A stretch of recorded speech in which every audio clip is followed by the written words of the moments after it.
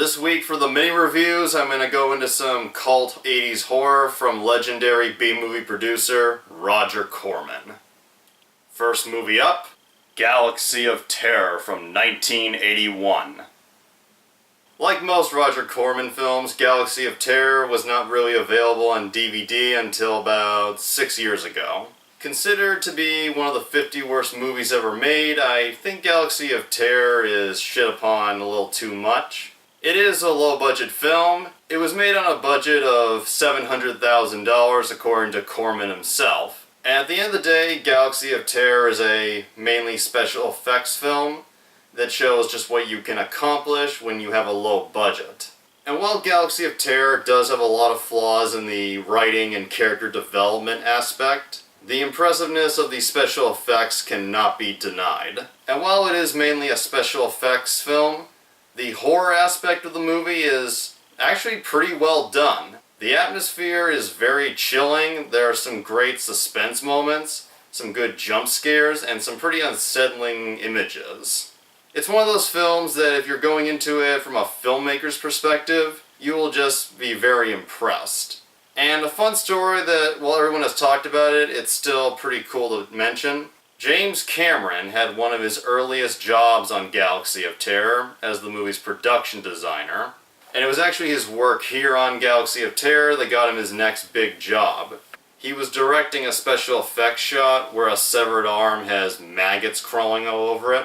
And Cameron rigged up this fake arm to have an electric current go through it. So when he flipped the switch and yelled action, the maggots would squirm. And when he yelled cut, he'd flip it off and they'd stop. Some people passing by were impressed and were like, he could direct. Now the film has been called a Alien ripoff, and it is a little bit, but not as much as the trailer and word of mouth would have you believe. Other than the first 20 minutes and the design of the main spaceship in the film, there really isn't much that resembles Alien. It pretty much becomes its own thing. And the plot line is a group of astronauts are called in to answer a distress call. And after arriving at the planet where the call was made, they wind up in this mysterious pyramid where once you go in, the pyramid brings all your truest fears to life. And from then on, we get all these great horror sequences where wires come to life and crush astronauts' skulls. A woman who is terrified of worms ends up getting raped by a 20-foot maggot. Zombie versions of all the heroes' fallen friends come back to life to kill them. And there's a very eerie scene where a guy ends up fighting an evil clone version of himself. So yeah, I love Galaxy of Terror. It's a great, creepy, chilling sci-fi horror film. And while I said that the character development is the weakest part of the film, almost all the actors do pretty decent jobs with what they're given. The cast includes Edward Albert, Aaron Moran, Ray Walston, and has early acting roles from horror legends Robert Englund and Sid Haig. And Sid Haig, for his gruesome death scene, goes out in a way that results in him just screaming his lungs out. And Sid Haig is actually one of those few actors that can make screaming like a bitch look badass. Second movie up, Forbidden World from 1982. Allegedly a sequel to Galaxy of Terror, Forbidden World is a bit more obvious in its being an Alien ripoff. But strangely enough, the plotline of Forbidden World has more resemblance to Aliens. It's about a spaceman who's called in to assist with an experiment gone wrong on a base on a vacant planet. And the design of the alien is very obviously trying to copy certain aspects of the alien from Alien.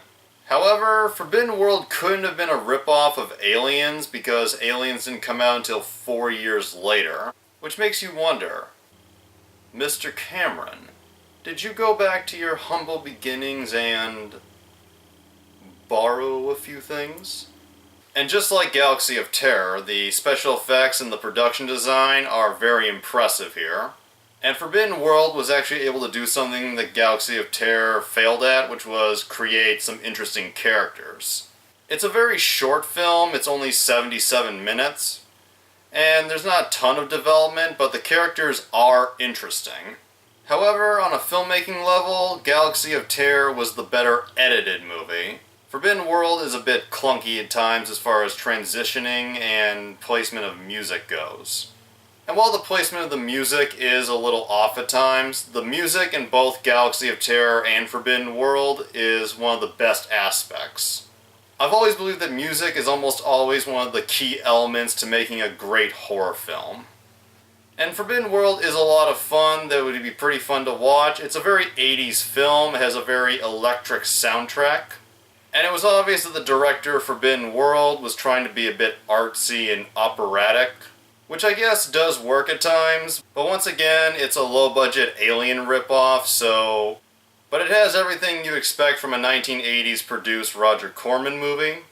Impressive gore effects, gratuitous TNA, and some good campy dialogue.